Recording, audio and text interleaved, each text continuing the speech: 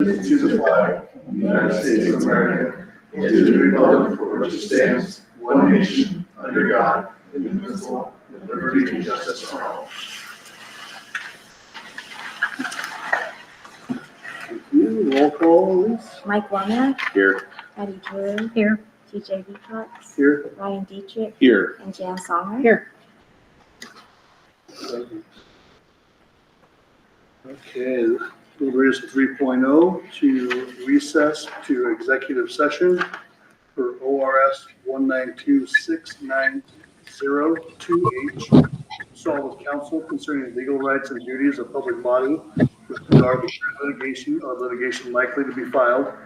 And ORS 1926602F to consider record exempt by law from public inspection.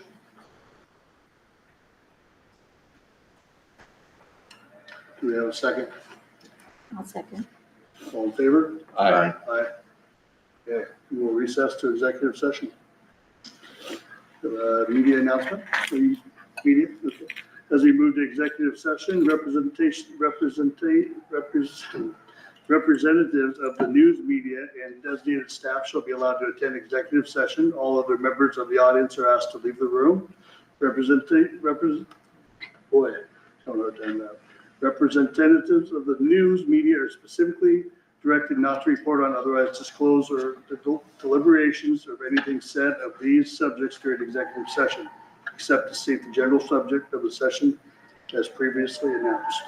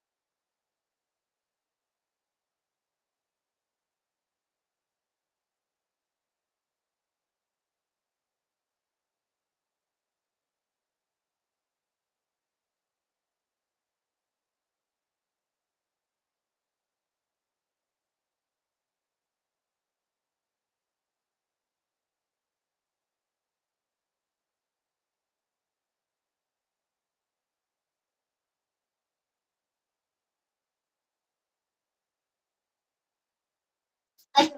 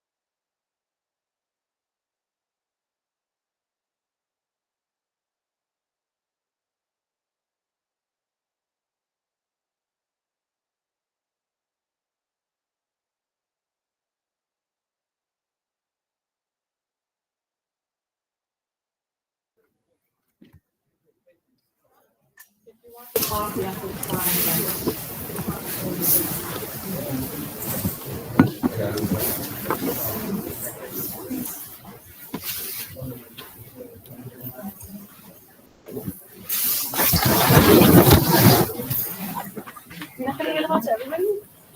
We'll have this for a while. Please. Thank you.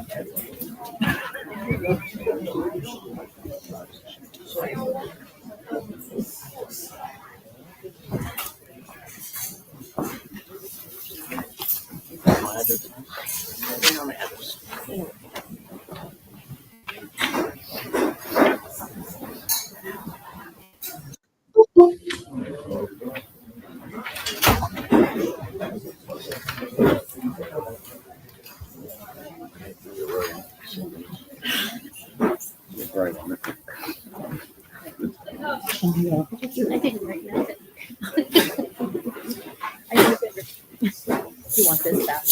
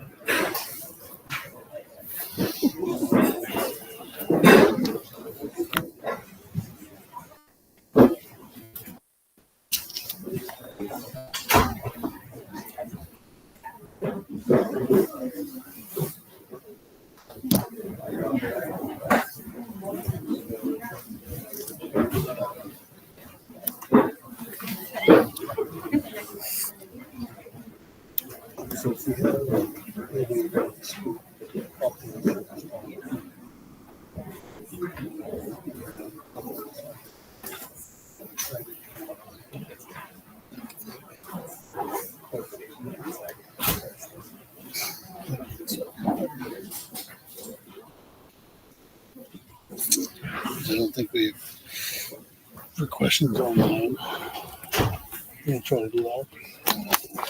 I don't think there's this thing plugged in now. It's a different computer, Oh, a different laptop. Yeah, I don't have that much for online. I don't know. You know, online if people have a question.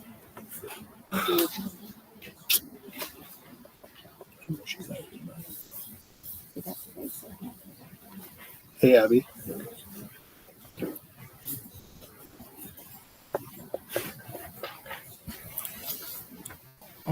Try to take questions online.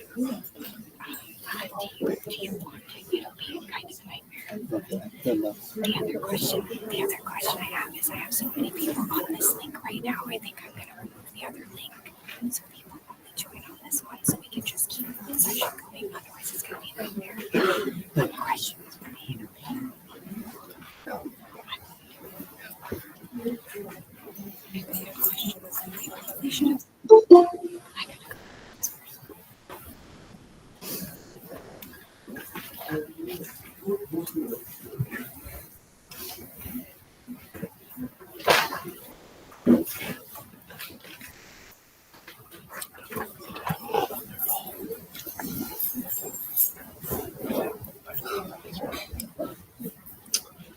it's up to you. If you want me to add it, I can add it.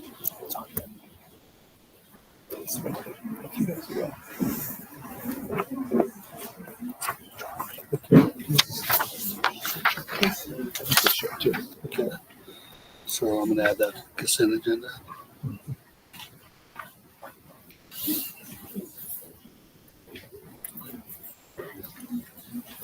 And if you want the info cut over. Right.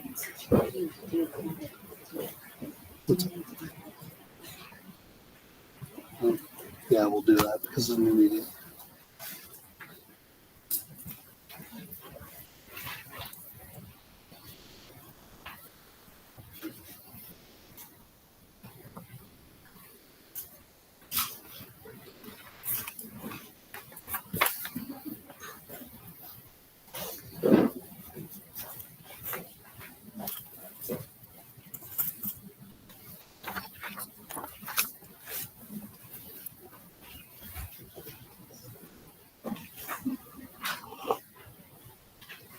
If I want to speak, who do I give this to?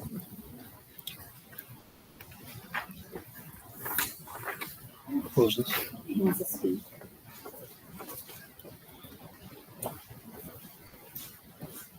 Okay. Do you have fill these out? Okay. Put the other one out. But I think they signed it up.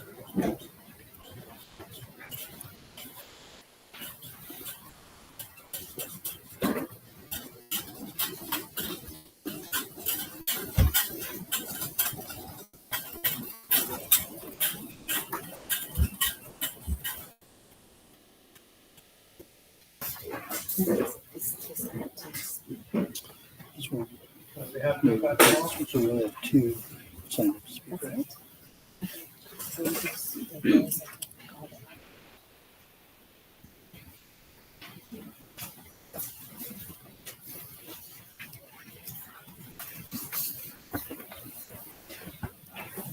call it. We only have two signed up to speak. Is that correct? You're one, yeah.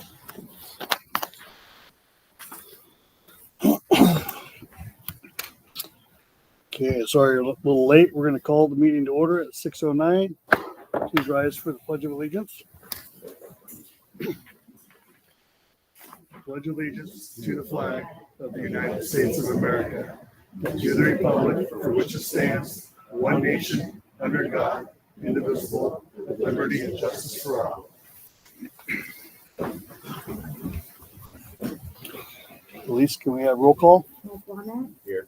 Patty Drew. Here. TJ Heacox. Here. Ryan Dietrich. Here. And Jan Sommer.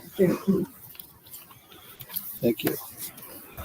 We have a couple changes to the agenda to make tonight. So the first is going to be adding to our consent agenda. We have the resignation of George Scott. The second is going to be the removal of the audit presentation. That was 4.0. And in addition to the agenda for new business, the board to authorize expenditure for a third-party investigator will be an action item.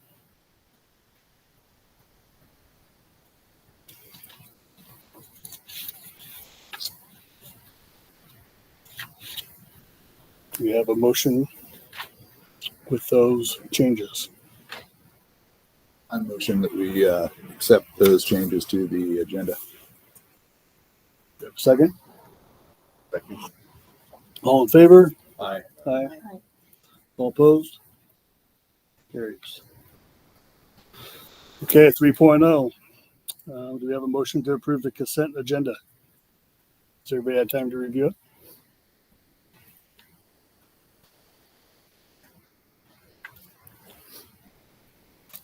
If so, we'll take a motion to approve it. I'll make motion to approve the consent agenda. I'll second. All in favor? Aye. Aye. All opposed? Carries. Okay, that'll bring us to our next, which will be public comment. It's the assistant three. What's that? The assistant three doesn't. They're not here.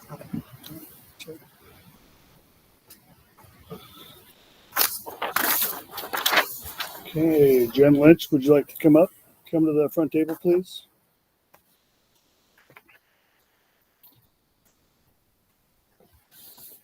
Expected to be last in line. I have a bunch of people. Sorry.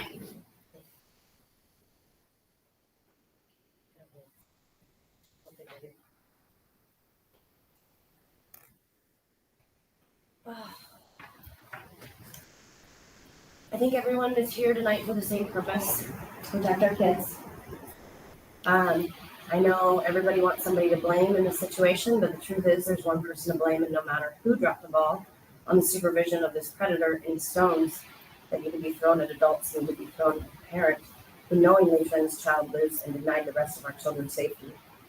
Any staff that's guilty of not doing their job should be reprimanded and trained. I'm not saying that things should not have been done differently at the school. I'm saying that this should have never been a problem to begin with. I know many want to see our leadership fired and replaced. Only set us back further, starting over with people who don't understand the pain that we're all feeling right now. The more that I learn about the laws regarding the protection of our children, the more unsettled I become.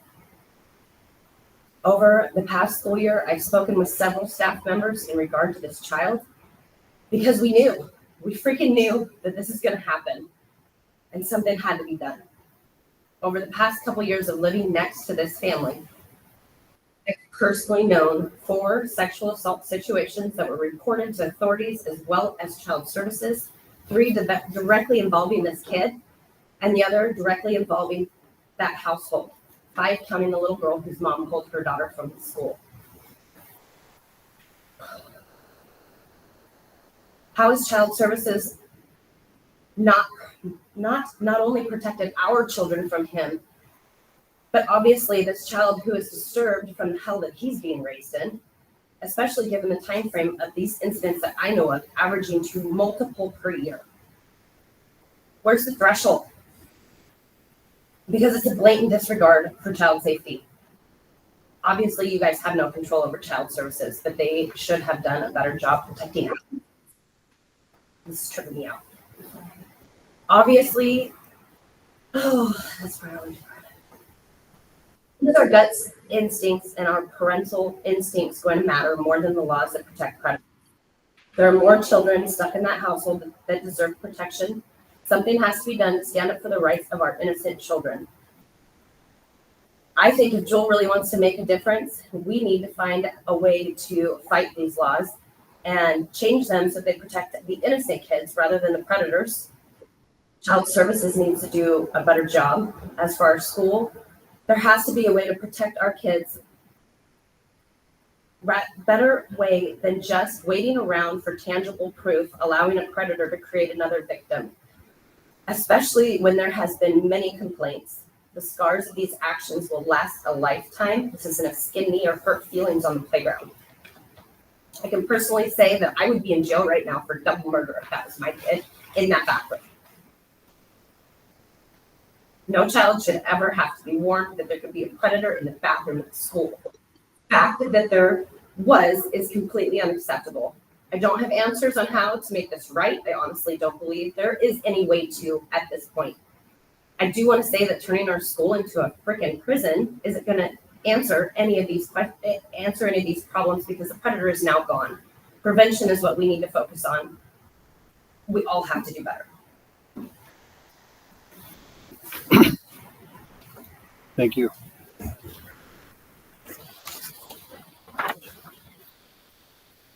Have a Nate Killups.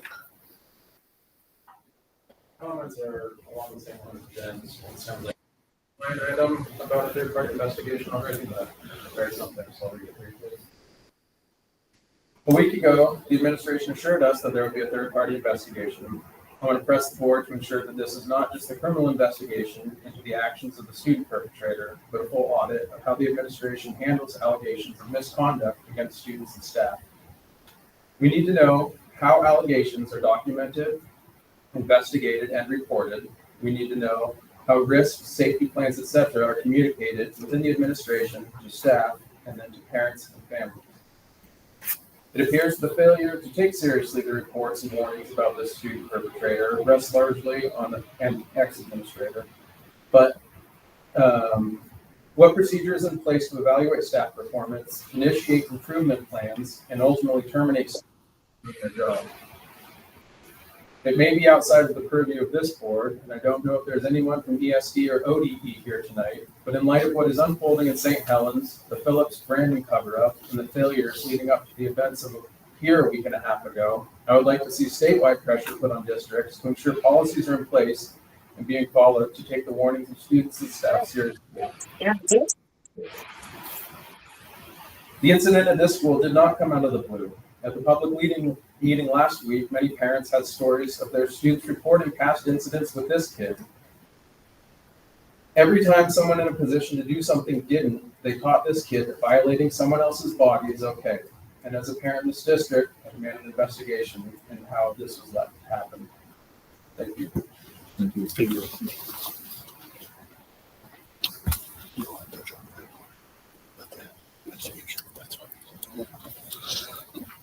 Okay, that'll bring us to 5.0, or addition to our agenda regarding the third-party investigator. Actually, DJ, I'm sorry, I missed the sign-in sheet speak. Can I come up and say something real quick? Yeah, you can come up, say your name, and we'll do real quick, please. Sorry about that, I'm a little short these days.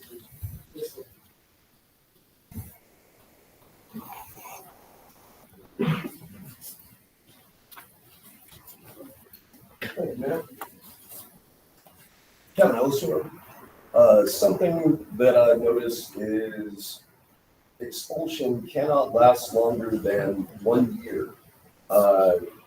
Something as serious as this, I believe that policy just needs to be revisited, reviewed, possibly revised, depending on the outcome of this third-party investigation and or the police investigation, depending on what their penalties are on this perpetrator. And the last thing is, it's a very small community. A lot of parents just have differences with each other, and some staff members being in close proximity with certain parents' children as students here. That's something needs to be taken up with the office, but directly after this with the bus advisors, for instance, member that repeatedly has been seen sitting right behind my son every day, and it's no secret that he and I and my son's stepfather at this point have serious history and problems. Once again, that's not necessarily a school board issue. That's something to be taken up with the office, but something to be considered. Thank you. Thank you. Thank you. Okay, that will close public comment and bring us to 5.0 regarding the third-party investigator. Corey has some information on that. Hold on. Can we invite anybody else up before we go to 5.0? Yeah, is there anybody else? I don't know, but I think we should open it up. Is there anybody else like to come up for 2 minutes? Go ahead.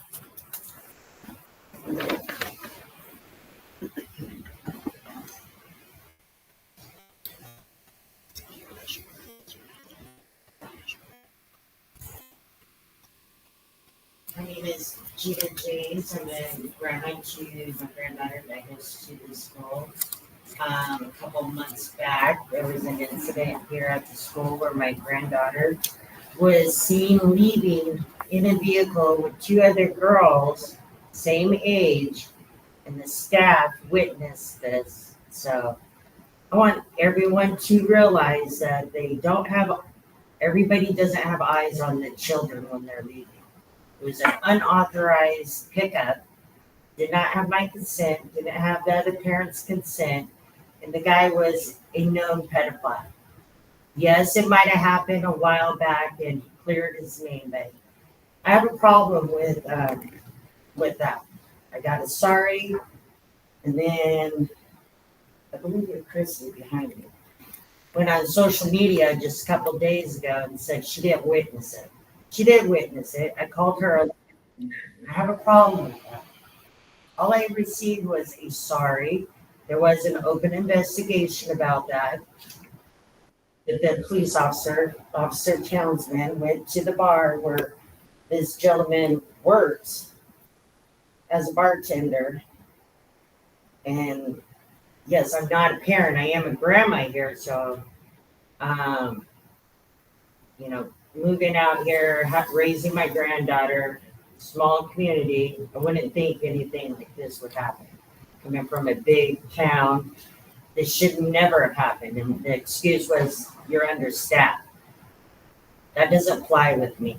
The school buses were already gone, and those three girls were sitting out there, and no one went up to those girls at all. Yeah, video surveillance, seeing them get into a vehicle, which there's a cell phone where there's no service. So if anything was to ever happen along the ride home, thank God they went home and got home safely. But there was no service. I was at work livid hearing about this, livid. And I really hope this never ever happens again. Like I'm shaking right now. I'm so irritated. And then listening to this about this boy doing this, like it's really disturbing to me. And then I just don't think it's in the best interest that your staff is going on social media and commenting, especially to me, knowing, the very next day I came in there and she told me she was busy. That was the excuse. She was busy. She seen the girls and busy. I mean, I pulled up the guy's background record and it's like sickening. He had charges for raping a 15-year-old girl. That's the same age as my granddaughter and her little friends. Like, it is irritating me. All I received was a sorry. And I want all the parents to know that. No, it's not about this little boy, but there's not enough staff to watch these kids when they leave. And I work in town, like an hour and a half out of town. And for me to come and pick her up or deal with anything, it's going to take me a while to get her. And when my granddaughter's here, taking the bus to school and then being dropped off, add that with the bus. I'm under the understanding it's door to door. You guys are responsible for it. It's like Beaverton School District. I'm used to Beaverton, Hillsborough School District. That's their policy. That was not here. So I don't feel necessarily safe or confident anymore in this whole situation, especially eyes on my granddaughter getting on a bus or a phone call. That's all I have to say. Thank you. Thank you.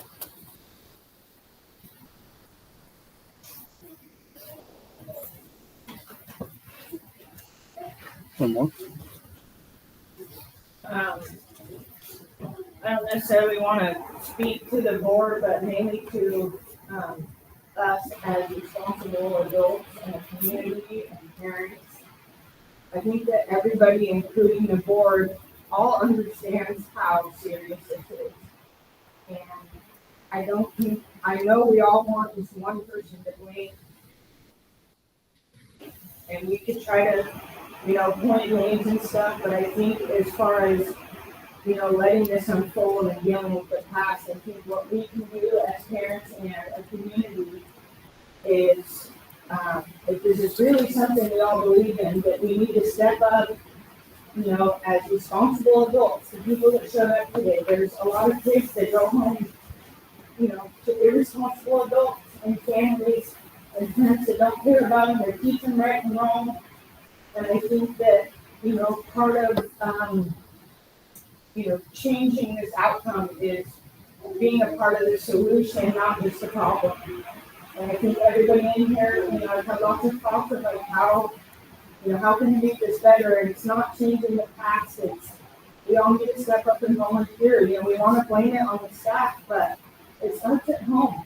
You know, there's a lot of kids that don't have parents here that aren't giving the direction they need to go in. And if we can all step up as a community and quit trying to blame somebody, you know, our staff is here to do their job, and that's, you know, number one is education, you know, and I think that they all do their best. And just like the whole world, everybody's short-staffed. Nobody's begging on the door to work at your school. You know, it's so easy to just blame the board or the staff that's here, but I know a lot of the staff and the board personally, and I know they care about our kids and their safety. You know, it's, I think we as adults and as parents and as a community, you know, even adults that don't have kids in the school, we need to step up and give these kids that don't have a good home life, you know, something to look forward to and show them that they have a responsible adult in their life and give them opportunities, that there's something else you can be other than what you're shown in front of you. And I think that at some point we should all thank parts of our staff, you know, that drive in the snow in the school bus and pick their kid up. And I do think everybody has their faults, but I do think also that a lot of them are doing their best and they are showing up every day for our kids. And I know that we want to blame them. And there is certain people that could have done better, you know, and I know that there's families hurting. I know personally that there's families hurting that will be starved forever, but we can't change the past. Yes, somebody's going to be held accountable. You know, somebody's going to, with money or this or that, or get fired, pay the consequence. But we all have young kids here, and we need to, as a community, come together. Whether it's, you know, functions of a movie night or this, it's not just one or two parents. We all need to stand together and create a good environment for our kids, and not just expect our staff and our teachers to raise their humans. We have to be good parents at home. We have to be involved. We have to be good parents to the neighbor kids. You know, it's easy to point a finger. We all want to do that. But we gotta look inside ourselves and say, okay, we can say they're not doing their job, but how can we help them do better? And how can we help our kids do better? And I don't know what the answer is. I don't. I've been brainstorming, but we all need to step up and do better. Because it's not just, yes, we can point fingers, but it's not just the staff of Jewel School. I went to Jewel School from preschool through 12th grade. And I'll tell you what went downhill in my experience here in Jewel is a lot of the parenting. And I'm not saying it's any of you guys sitting in here, because it's not. It's the ones that didn't show up. It's the kids that don't have sheets on their bed, the kids that don't have PHS to help them in a bad situation. So however we can, I don't know the answer, but that, I don't want to speak to them, but to you guys, that even outside of this district, if we could get together as a community and as parents and be good role models for all of our youth, then I think this school will be a better place. Thank you. Thank you.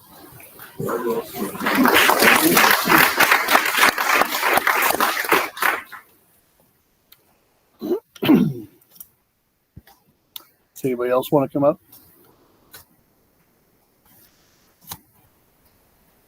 Okay. Will bring us to 5.0.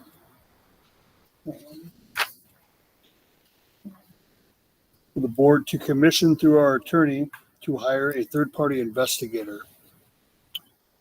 Is there any discussion on that from the board?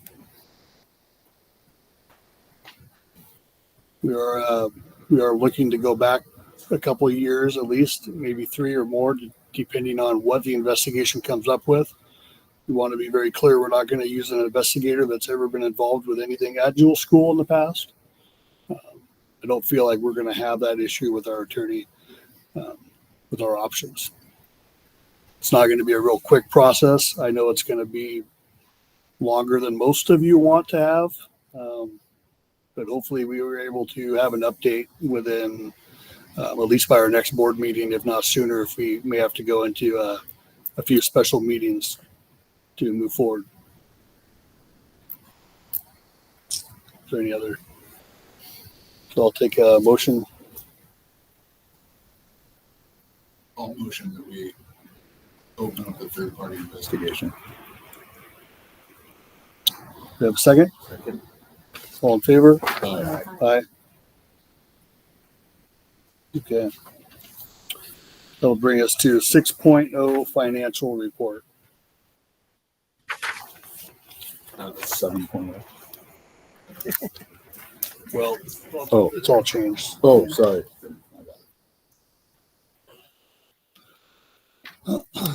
Is there any report to give this month, Tammy?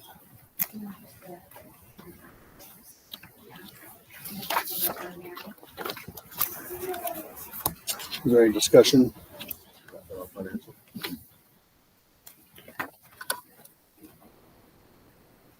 Take bring us to the 6.0. Sorry, superintendent. Okay. So on Monday, December 9th and Tuesday, December 10th, the staff did meet in here. I know we had a community meeting also on the evening of the 9th here. And I had promised I was going to send out some updated procedures for the district in light of the situation that we're in right now. And so I did send this out on Wednesday, and just going to go through part of that. I know we had some board members, one or two, not for a quorum, but one or two in some of our staff sessions available, just taking part in what we were doing here. So I just want to go over those. Listening to the community, also listening to our staff, talking about a little more separation amongst our middle school, elementary, and high school. So we're working on moving in that direction as best we can. So some of the immediate changes we have made, I'm going to go through these, are bathroom policies. I'm going to go through our hall passes, end of the day, and also the doors of the district. So I'm going to go through those as best I can. Again, the documents are out there. If you did not receive this, please let me know here. Okay, so bathroom policies. Universal elementary bathroom passes and bathroom hooks are now installed on the bathroom entry procedures for the elementary wing. And there's very specific procedures to go through about how to utilize those bathrooms in that wing over there.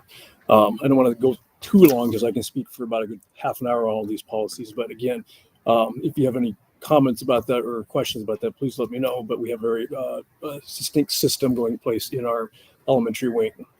Middle school, high school also have bathroom passes with only one student allowed out of a classroom for any time. That's whether bathroom or hallway procedures. Their bathroom use is in their wing, and it stays in their wing. That includes our shop. It also includes our science program also. So if there's to be bathroom usage during class time, that is the area where they will be headed off with their bathroom passes. School-based health center bathroom right over here next to where the old preschool was. That is for library students. Lower grades will be doing a buddy system. The older grades will not have a buddy system, depending on the grade levels that we've talked with Trishana in the library. Kindergarten bathrooms. We have opened up the preschool room for that aspect. So now the kindergartners will have full access to the preschool restrooms. We have both departments, meaning pre-K and kindergarten. Having those discussions, they're already those are already taking place.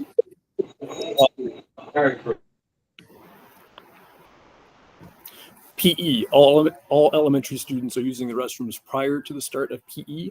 And they're lining them up out here, so they're all utilizing the school-based health center restrooms with the teacher present, releasing each one at a time here. If the need arises to pass based off of some community discussions also, we will use the health restroom over here with the PE teacher watching the student briefly. Student goes into the bathroom. If there's somebody in there, they come back out regardless and gives a thumbs up to the PE teacher. That is good to go. If they do not get a student coming back out with a thumbs up, then the teacher knows that they need to go in there immediately to check on that student. Breakfast and lunchtime. Only one bathroom pass is in the cafeteria. And we have, let's see, Let me make sure. So breakfast time, everybody eats together out there. So we have one hall monitor that's inside, we call it the T section of our hallway. So it's right next to Joni's office. We have somebody stationed right there by the window. Any student that comes down the hallway must have a bathroom pass. Trishana is our person right now watching that. She'll keep an eye on the bathroom down the hall. There should be nobody coming in at all down that hall except for staff who are coming down either into the staff lounge or all the way into the cafeteria. But there should be no students, period, coming through that section. During lunchtime, K through 4 will use the bathroom next to the kindergarten classroom. Again, we'll have a hall monitor during that time period. 5th and 6th grade will go to the elementary wing. Again, they will also have a hall monitor during that time frame. 7th and 12th grade also hall monitor, middle school and high school usage in that wing. So again, that is their only bathroom is in that middle school portion over there. I know I mentioned at the community meeting on Monday also visitors. Well, let me back up for a minute. Visitors and all guests will utilize the office bathrooms. And I've talked with our office staff to make sure that anybody that comes into the district, when they sign in, if they have access or need for a bathroom, it is within the office area. And then I mentioned at the community meeting on Monday also that I'd be looking into potentially allowing community members come in to monitor, to do hall monitoring. I'm getting my letters back here. And I'm going to continue with that. I've been mentioned sometime early this week. I'm going to spend some time tomorrow. I know a few of you in the room have already inquired about that. I will have some information for you probably no later than Wednesday, sometime before lunch, about what that will detail. I'm talking about background checks and training, some loose trainings and expectations that if you are in the building, I hope it makes sense. I don't want just random people coming in the building. I want to make sure this is well laid out. My thought process is start with a few. I don't want to open the floodgates, but I start with a few individuals. I'm talking 2 or 3 that we can schedule sometimes to come in. And there are very specific time frames where I think it would be very helpful, very useful to have them in there.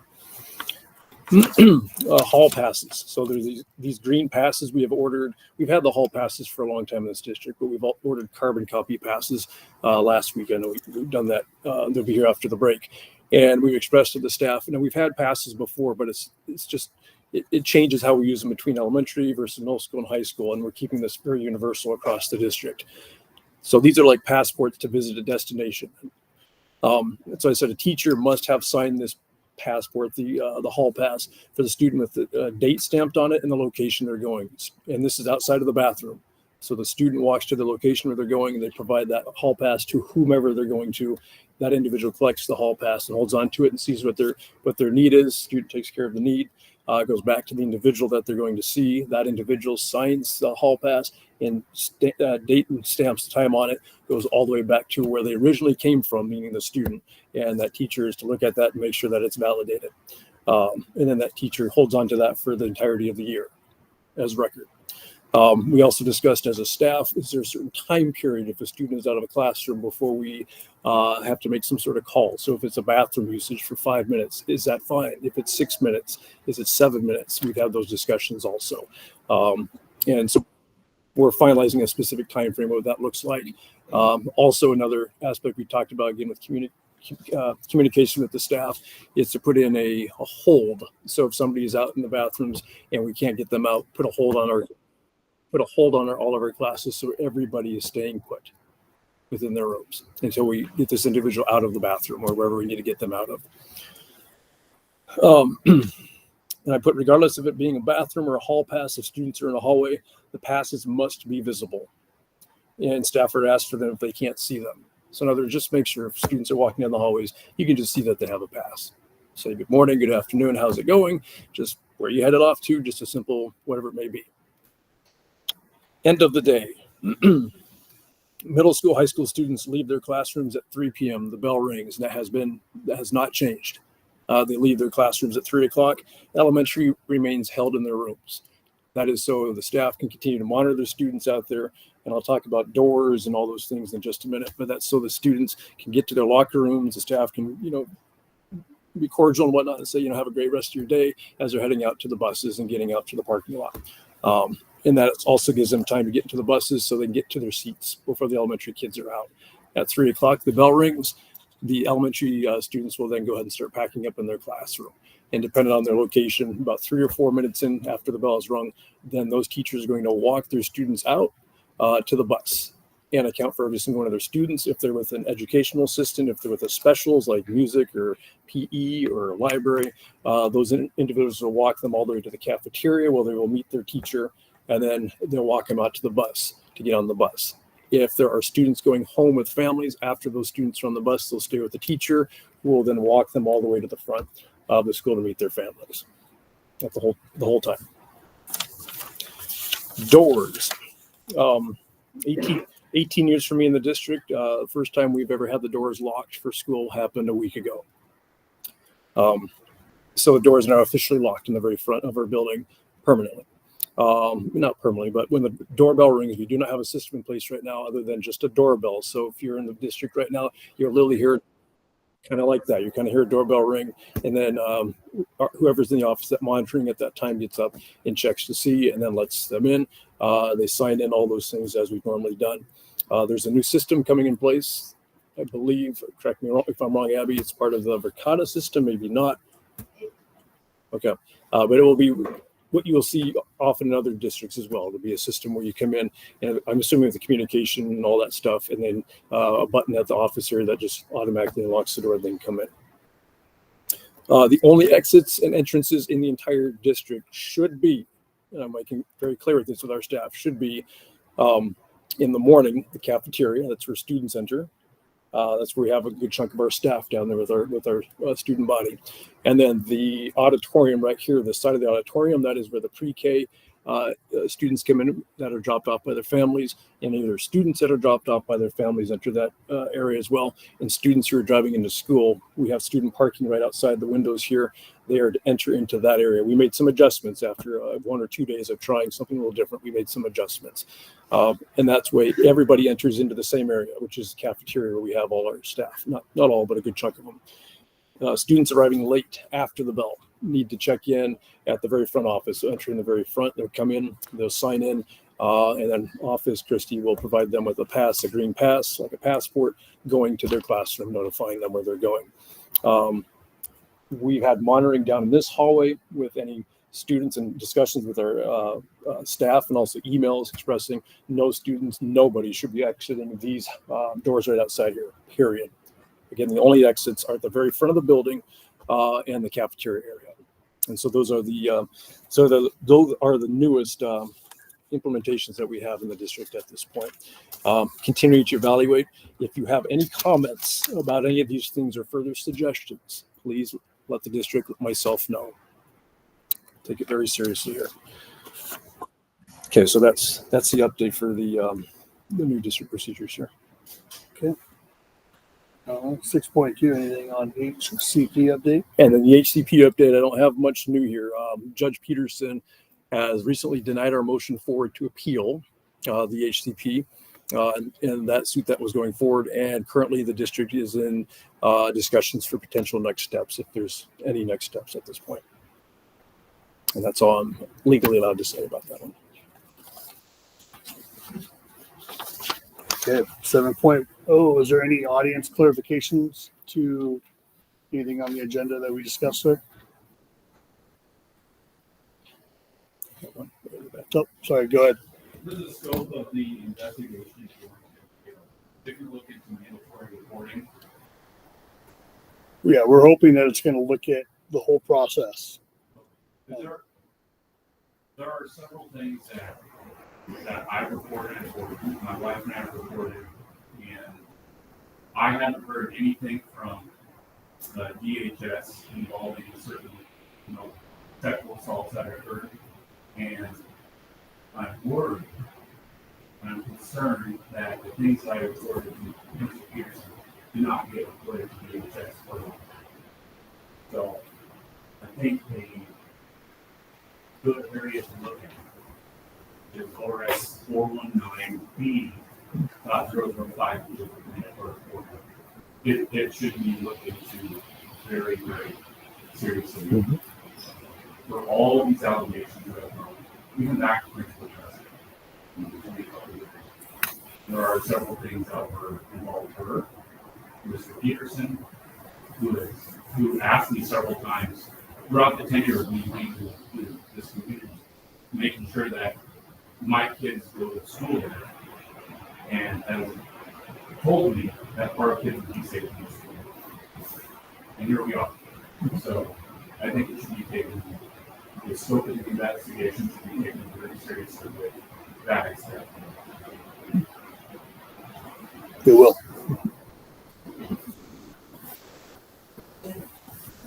The third party investigation that's gonna happen, I know you mentioned that they will have had an involvement last with Jewel School. But can you confirm if they had any involvement with any of the individuals who will be investigated? So your question is, will they have any involvement with any of the individuals in the school? Because we're looking at Any of the staff members, I know any, that they have not dealt with Jewel School specifically, but do they have any prior experience with any of the staff?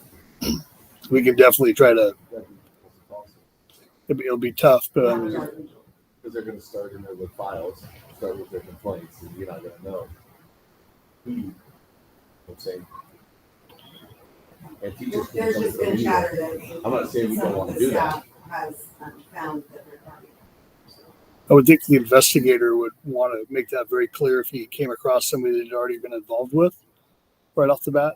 And I mean, we can make that, you know, yeah, we can ask that, like, if this comes across, you have The to, direct question is, none of the staff members have found this third party investigator. Correct. It's actually very legal.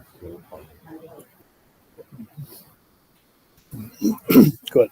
Somebody had suggested looking at the heritage, see when this kid may have gone into anywhere with another child, but then I heard that the cameras only go out so far. They only keep so much of a timeline. How far back do the cameras go?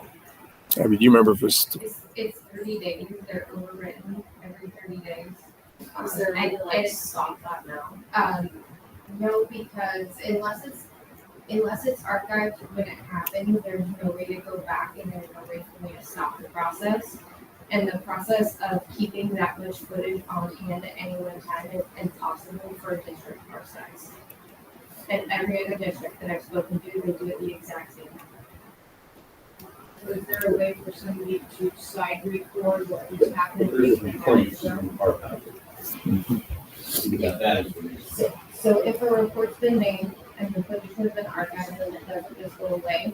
But we're talking years worth of footage that it gets overwritten. There's no way for me to stop the process because then it would stop the recording entirely.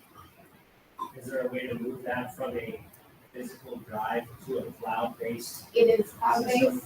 It is cloud-based because doing a physical system would be almost impossible nowadays. And like I said, the process of holding that much footage for just 30 days is pretty expensive. So to go back further would cost, I can't even imagine. That's a money thing. Thank you. Is there any plans to put more cameras up and better cameras that get better imaging? that was a discussion we had after that community meeting. We're still having discussions about that.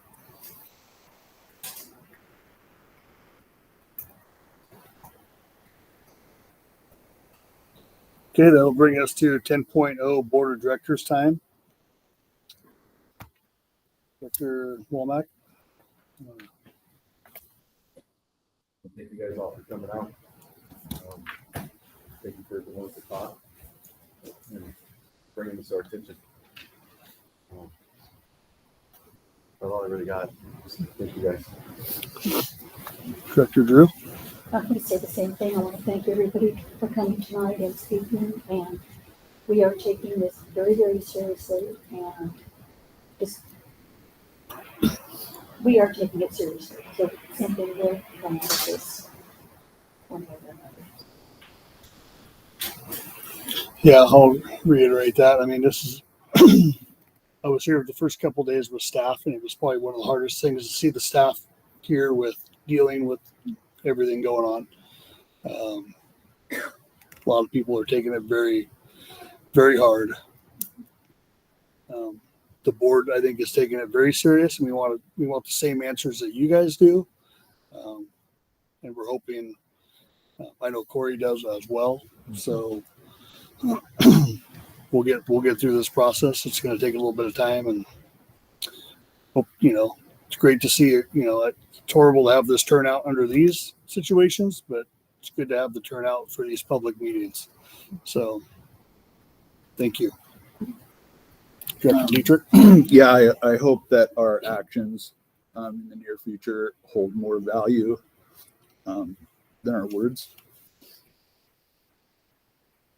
And just to piggyback off of what everybody else has said, it's been rough, and I empathize with all of you, and I feel for those families that are suffering.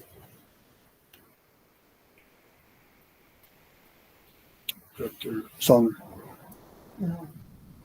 Same message for me, which is I appreciate all of the active involvement you're taking. That is so important. And I don't know a lot of you right now, but I actually hope that this will help us grow closer.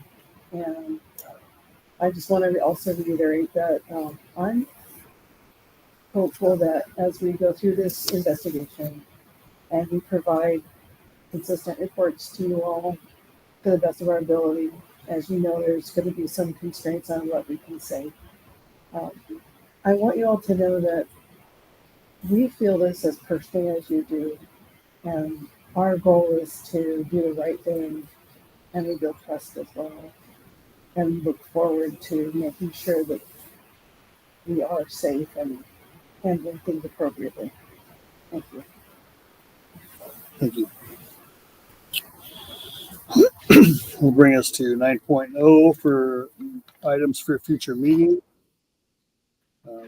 We will have 11.1 policy updates and 11.2 continuing with our superintendent evaluation phase 3. And that will be it. We get policy update. We bring in our canvas policy, bring it back in. Camera policy. The usage, how we use it, all that. Mm-hmm. Yep. Yeah, and we'll follow up with we did have our business audit that was scheduled for tonight's meeting that was moved, so it'll be at our next regular meeting. Assistance League also. And the Assistance League report. That's all we have, so we will take a motion to adjourn. All motion. Do we have a second? I'll second it. All in favor? Aye. Aye. Adjourn 6:54. Thank you for coming.